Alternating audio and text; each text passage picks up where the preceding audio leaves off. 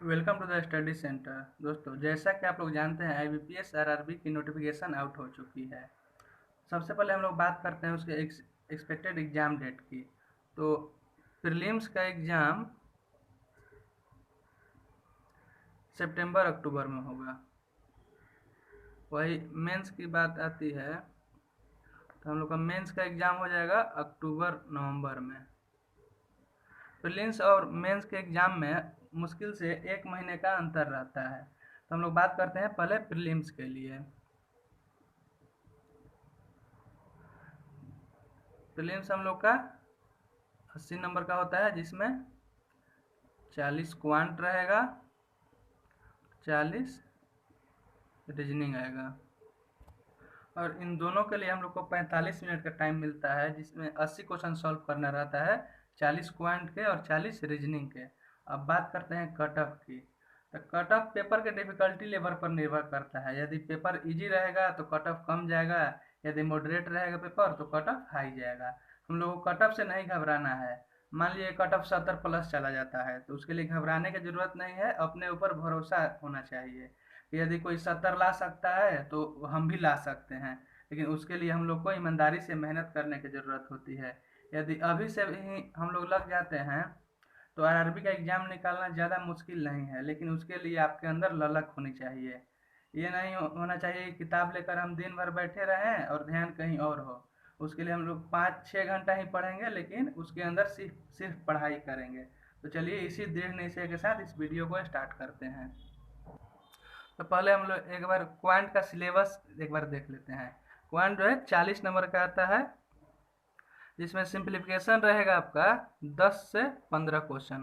कभी 10 रहता है, कभी 15 रहता है, या फिर 5 भी दे देगा। क्वाड्रेटिक इक्वेशन रहता है 5, नंबर सीरीज रहेगा 5, डीआई और कैशलेट इन दोनों मिक्स करके 10 या 15 क्वेश्चन रहेगा। बाकी वर्ड प्रॉब्लम से 10 क्वेश्चन रहता है। कभी कभी डाटा सफिशिएंसी पूछ देता है 5 नंबर का। तो सिंप्लीफिकेशन जो है वो बिल्कुल आसान आता है और आप आराम से बना सकते हैं। क्वाड्रेटिक इक्वेशन भी आसान आता है, नंबर सीरीज भी आसान रहता है। इसमें कभी मिसिंग नंबर सीरीज पूछ देगा, कभी रॉन्ग नंबर सीरीज पूछ देगा। डीआई और कैशलेट ये भी आसान आता है, ये भी बन जाएगा। डीएस और वर्ड प्रॉब्लम की बात आती है, सभी लोग तो ये सिंप्लीफिकेशन क्वाड्रेटिक इक्वेशन ये सब लोग बना लेते हैं, लेकिन वर्ड प्रॉब्लम वाले क्वेश्चन में बहुत लोग फंस जाते हैं और यही रिजल्ट पर मैटर करता है। सिंप्लीफिकेशन में सब लोग, मान लीजिए 10 क्वेश्चन आया तो उसमें 8 से 9 तो हर लोग बनाता है। क्वाड्रेटिक इक्वेशन में 5 में 4 बन जाता है। नंबर सीरीज में 5 में 4 तो बिल्कुल आसान होता है। डीआई में मान लीजिए 10 क्वेश्चन आया तो उसमें से 8 आराम से बना लीजिएगा। लेकिन वर्ड प्रॉब्लम में क्या है, जब तक आपको बेसिक जानकारी नहीं रहेगा तो ये वर्ड प्रॉब्लम नहीं बनता है और इसी से रिजल्ट इन या आउट हो जाता है। तो जिनका रिजल्ट होता है तो ये वर्ड प्रॉब्लम की वजह से ही होता है। वो लोग वर्ड प्रॉब्लम आता है तो लोग बना लेते हैं। तो हम लोग इस वीडियो में क्या करेंगे, वर्ड प्रॉब्लम से जो क्वेश्चन प्रीवियस ईयर क्वेश्चन है वो सारे क्वेश्चन हम लोग इसमें प्रैक्टिस करेंगे। तो चलिए स्टार्ट करते हैं। तो देखिए इस क्वेश्चन में दिया हुआ है, A and B started the business with the investment in the ratio 3:5। A and B invested their amount in 10 month and 6 month respectively. What is the profit ratio of A to B. मतलब इसमें बोल रहा है ए और B दो लोग business start करते हैं जिनका इन्वेस्टमेंट का रेशियो है 3:5, और ए 10 मंथ के लिए इन्वेस्ट करता है और बी 6 मंथ के लिए इन्वेस्ट कर रहा है। तो इन दोनों का प्रॉफिट का रेशियो क्या है वो। तो ये हम लोग का पार्टनरशिप का क्वेश्चन हो गया। तो पार्टनरशिप से हर एग्जाम में एक क्वेश्चन आता ही आता है और इसको बनाना सबसे आसान होता है। ये पार्टनरशिप में दो डाटा दिया हुआ रहता है, एक तो इन्वेस्टमेंट का रहता है और दूसरा प्रॉफिट का। और जो इन्वेस्टमेंट का डाटा रहता है और प्रॉफिट का, इन दोनों का रेशियो बराबर होता है। चलिए देखिए इसको बनाते हैं। तो ए और बी दिया हुआ है, ए और बी, इनके इन्वेस्टमेंट का रेशियो क्या है 3:5। 3x लिख लेंगे और 5x लिख लेंगे।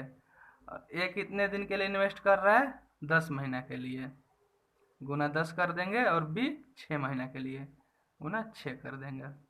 10×3 30x। ए का इन्वेस्टमेंट टोटल हो गया और बी का हो गया, बी का भी हो गया 6×5 30x हो गया। तो पूछ रहा है दोनों का प्रॉफिट का रेशियो क्या होगा। तो हम लोग को पता है कि जो इन्वेस्टमेंट का रेशियो होता है वही प्रॉफिट का रेशियो होता है। तो 30x बटा 30x करेंगे, एक्स एक्स कट जाएगा, 30 कट जाएगा। तो इन दोनों का प्रॉफिट का रेशियो कितना हो जाएगा, 1:1 आंसर हो जाएगा। देखिए जैसे हम लोग को मालूम है कि इसमें इन्वेस्टमेंट का और प्रॉफिट का दोनों का रेशियो सेम होता है। तो ए और बी का इन्वेस्टमेंट का रेशियो दिया हुआ है 3:5, 3x ले लिए और 5x ले लिए।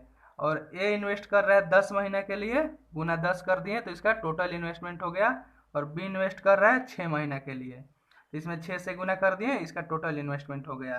तो 10 गुना 3 30x, और 30x बी का टोटल इन्वेस्टमेंट हो गया 30x, और ए का भी टोटल इन्वेस्टमेंट हो गया 30x है। अब दोनों का रेशियो में कर देंगे तो उसका प्रॉफिट का रेशियो हम लोग का निकल गया 1:1। तो इस क्वेश्चन में दिया हुआ है Ram spend 3/5 of his salary on education, 20% of the remaining on food and 25% of the remaining on insurance. Now he left with him is Rs 1800, what is Ram salary. इसमें दिया हुआ है राम अपने सैलरी का 3/5 भाग एजुकेशन पर खर्च करता है, उसके बाद जो बचा उसका 20% फूड पर खर्च करता है, उसके बाद उससे जो बचा उसमें 25% इंश्योरेंस में लगाता है, और उसके पास 1800 रुपया सेविंग बच गया। तो राम की सैलरी क्या है। कि इस क्वेश्चन में ये दिक्कत होती है कि राम का तो इसमें सैलरी दिया हुआ नहीं है, इसमें x माने या 100 माने। बहुत लोग x मानते हैं, तो मान लीजिए राम का सैलरी हम लोग x मान लेते हैं, तो इसका 3/5 एजुकेशन पर दे दिए, 3x/5 एजुकेशन पे चला गया, तो बचा कितना, फिर x में से इसको घटाएंगे, उसके बाद लिखेंगे, फिर उसका 20% फूड पर, उसमें हम लोग का बहुत समय चला जाता है। तो इसको हम लोग आसानी से बनाने के लिए हम लोग क्या करेंगे, राम का सैलरी या तो 100 मान लेंगे, नहीं तो मान लीजिए 3/5 है तो 5 के रेशियो में मान लेंगे। तो लोग मान लेते हैं राम का सैलरी कितना है 500, उसमें से 3/5 एजुकेशन पे खर्च कर रहा है।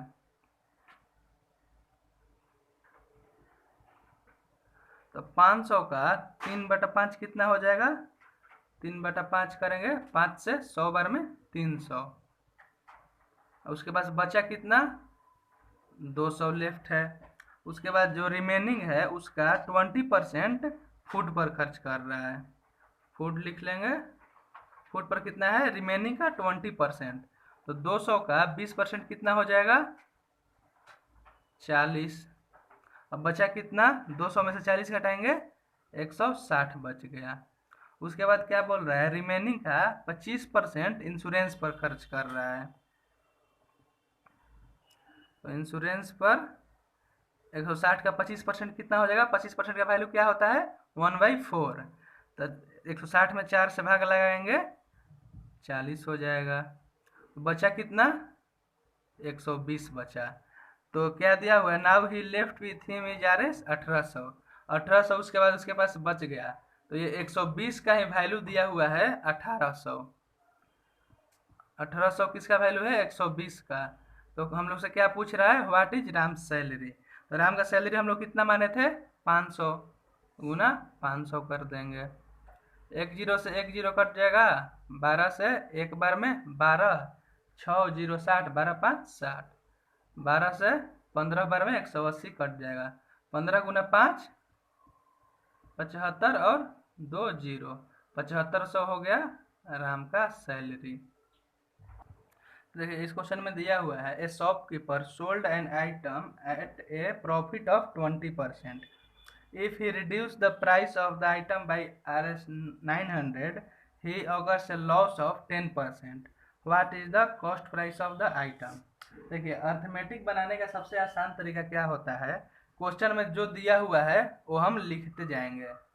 तो इसमें क्या है, प्रॉफिट दिया हुआ इसका 20%, हम लोग प्रॉफिट लिख लेंगे 20%।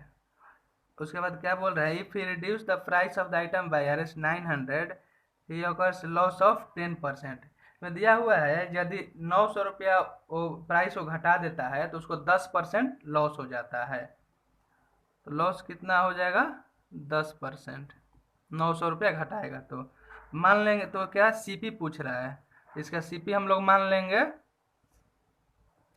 सीपी 100 रुपया है। तो इसको प्रॉफिट यदि 20% का हो रहा है तो एसपी कितना हो जाएगा, 120 होगा। वही उसके बाद बोल रहा है 10% का लॉस हो जाता है, 10% का लॉस होगा तो एसपी कितना होगा, 90 होगा। और बोल रहा है कि जो रिड्यूस प्राइस किया है 900 का, तो उसके बाद उसको 10% का लॉस हो रहा है। तो 90 और 30, यही 30% का वैल्यू दिया हुआ है ना 900। तो देखिए यदि सामान को 20% प्रॉफिट पर बेचता है और उसके बाद 900 रुपया घटा देता है तो उसको 10% का लॉस हो जाता है। तो लॉस होगा तो उसका एसपी हो जाएगा 90% और प्रॉफिट हो जाएगा तो उसका एसपी हो जाएगा 120। तो जो 30 बचा, इसी 30 का वैल्यू दिया हुआ है 900, 900 का 30। तो पूछ क्या रहा है, what is the cost price of the item. तो कॉस्ट प्राइस हम लोग कितना माने हैं, 100 माने हैं। ये 100 हो जाएगा 30 से 3 से 30 बार में 90, 3000 हो जाएगा कॉस्ट प्राइस। देखिए एक बार फिर समझते हैं। मान लेंगे इसका कॉस्ट प्राइस 100 रुपया है और इसको सोल्ड कर रहा है 20% प्रॉफिट पे, तो इसका सेलिंग प्राइस हो जाएगा 120 है। यदि 120 में से 900 रुपया घटा दे रहा है तो उसको लॉस हो जा रहा है 10% का, तो सेलिंग प्राइस कितना हो जाएगा, 90 हो जाएगा। तो जो घटा रहा है वही 120% पहले बेचा था, अब 90% में बेच रहा है। तो 30 का वैल्यू दिया हुआ है 900, तो सीपी पूछ रहा है तो 100 का वैल्यू कितना हो जाएगा, 3000 हो जाएगा। तो इस क्वेश्चन में दिया हुआ है A can complete 5/6 of the work in 20 days and B can complete half of the work in 8 days। If A and B started the work and after 6 days B left the work, in how many days A alone complete the remaining work. तो मतलब ये question में बोल रहा है एक किसी काम का 5/6 भाग 20 दिन में करता है और उसी काम को बी उसी काम का आधा बी 8 दिन में करता है। और दिया हुआ है ए और बी स्टार्ट करते हैं काम को और 6 दिन बाद बी काम छोड़ देता है, तो बचा हुआ काम को ए कितने दिनों में करेगा। ये टाइम एंड वर्क का क्वेश्चन हो गया। इस टाइप के क्वेश्चन को बनाने के लिए हम लोग इफिशियंसी से सबसे आसानी से बनाते हैं। यदि ए और बी दोनों का हम लोग एफिशिएंसी निकाल लेते हैं और टोटल वर्क निकाल लेते हैं तो उसके बाद क्वेश्चन को बनाने में मुश्किल से 10 से 20 सेकंड लगता है। जैसे मान लीजिए पी और क्यू दो आदमी है, पी किसी काम को 10 दिन में करता है और क्यू उसी काम को 8 दिन में करता है।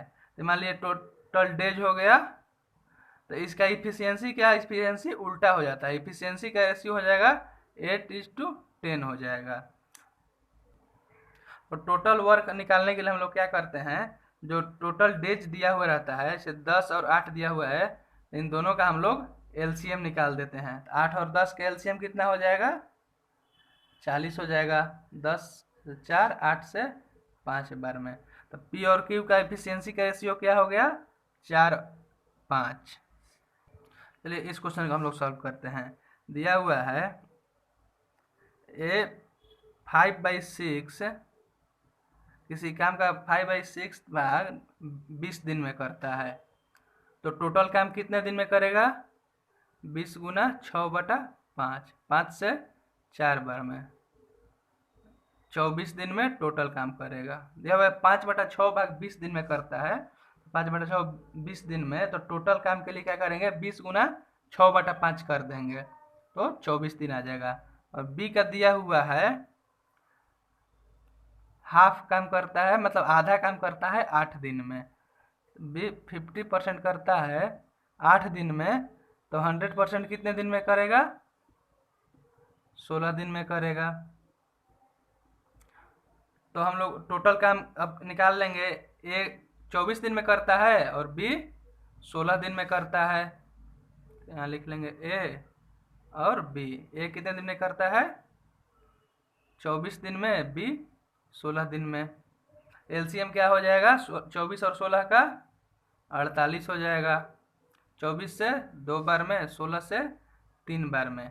बी का एफिशिएंसी हो गया 3, ए का एफिशिएंसी हो गया 2 और टोटल वर्क हो गया 48। और दिया हुआ है दोनों साथ में 6 दिन तक काम करते हैं, और 6 दिन का इन दोनों का वर्क कितना हो जाएगा, दोनों का एफिशिएंसी 2 और 3 है तो 3 2 5 और गुना 6 दिन का काम इन लोग का हो जाएगा। 30 काम इन लोग कर दिया, बचा कितना 18। 18 काम बच गया। तब यही पूछ रहा है कि जो बचा हुआ काम है उसको एक कितने दिनों में करेगा। तो एक एफिशिएंसी कितना है 2 है, 2 से डिवाइड कर देंगे 9 डेज। 9 डेज हम लोग का आंसर हो गया। देखिए इस क्वेश्चन में दिया हुआ है A B C invested R S X 3000 5000 for 4 months 3 months and 5 months respectively if ratio of income at the end is 8:9:25 amounts to 42,000 find amount of money invested by A। तो इसे पूछ रहा है A B और सी 3 आदमी है जो 100 रुपया 3000 और 5000 रुपया इन्वेस्ट किया है। ए 4 महीना के लिए किया है, बी 3 महीना के लिए और सी 5 महीना के लिए इन्वेस्ट किया है। और जो इन लोग का इनकम का रेशियो दिया हुआ है 8:9:25 जो कि 42,000 रुपया है। 8 9 और 25 का ही वैल्यू दिया हुआ है 42,000 रुपया। तो पूछ रहा है ए कितना इन्वेस्ट किया था। इसके लिए हम लोग सबसे पहले क्या करेंगे, 8 9 और 25 का वैल्यू दिया हुआ है 42,000, तो पहले इसका वैल्यू हम लोग निकाल लेंगे। 8 9 और 25 का कितना दिया हुआ है 42,000, तो 25 और 9 34, 34 और 8 42, यानी एक का वैल्यू है 1,000, तो इसका हो जाएगा 8,000 9,000 और 25,000।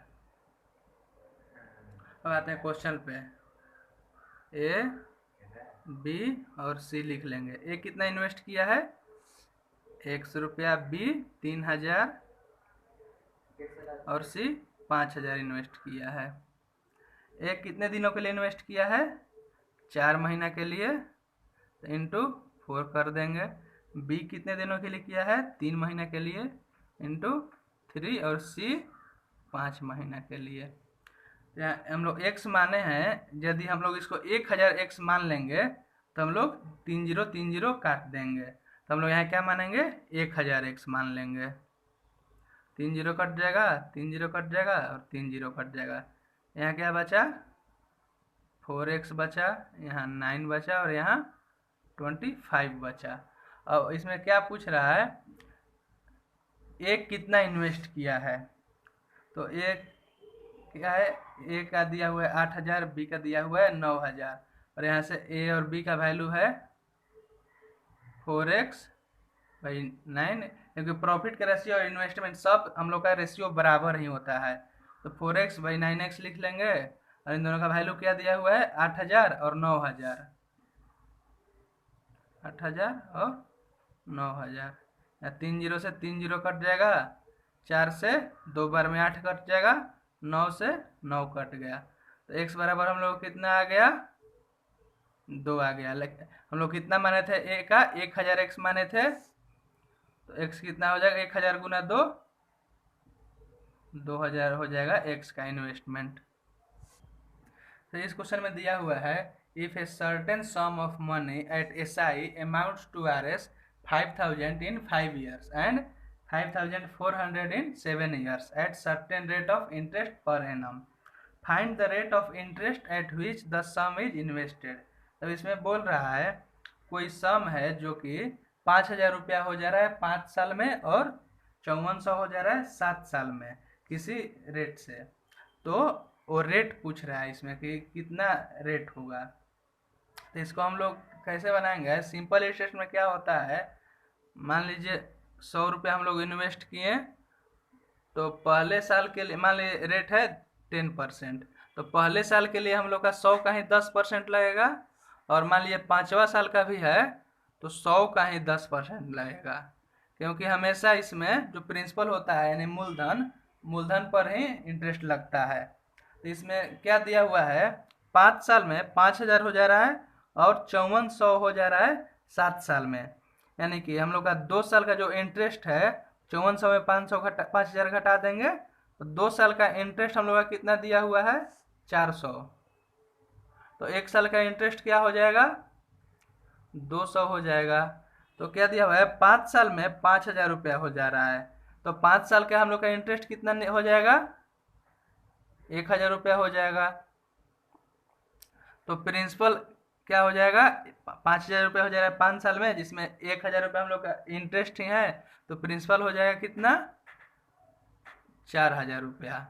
और पर ईयर हम लोग को 200 पर ईयर 200 इंटरेस्ट मिल रहा है, पर ईयर 200 इंटरेस्ट मिल रहा है। तो पूछ रहा है कि रेट क्या होगा, इंटरेस्ट रेट क्या होगा। तो क्या होता है हम लोग का, P into R into T by 100, ऐसा ही होता है। तो 200 रुपये हम लोग का पर ईयर मिल रहा है, समय मान लेंगे 1 साल। 200 बराबर P कितना है, 4,000 गुना रेट पूछ रहा है गुना टी, 1 साल बटा 100 कर देंगे। 2 जीरो से 2 जीरो कट जाएगा, 40 आर बराबर 200, या फिर आर बराबर 200 बटा 40, 5% हो जाएगा हम लोग का आंसर हो जाएगा। या फिर इसको ऐसे ही बना सकते हैं कि प्रिंसिपल 4,000 आ गया और 1 साल का 200 इंटरेस्ट मिल रहा है। तो 200 को निकाल देंगे, 200 4,000 का कितना परसेंट है, 200 बटा 4,000 गुना परसेंट के लिए 100 कर देंगे। 2 जीरो से 2 जीरो, 1 जीरो से 1 जीरो, 2 से 2 बार में, 2 से 5 बार में 5%। यदि आप लोग CI और SI का वीडियो नहीं देखे हैं तो डिस्क्रिप्शन बॉक्स में उसका लिंक दे दिया गया है, जिसमें कि बेसिक डिस्कस किया गया है। तो उसको आप लोग जाकर देख लीजिए। यदि उसमें कोई प्रॉब्लम होता है तो कमेंट बॉक्स में कमेंट कीजिए। आज के लिए बस इतना ही। यदि आपको वीडियो पसंद आया तो वीडियो को लाइक कीजिए, चैनल को सब्सक्राइब कीजिए और दोस्तों के साथ शेयर कीजिए। Thank you.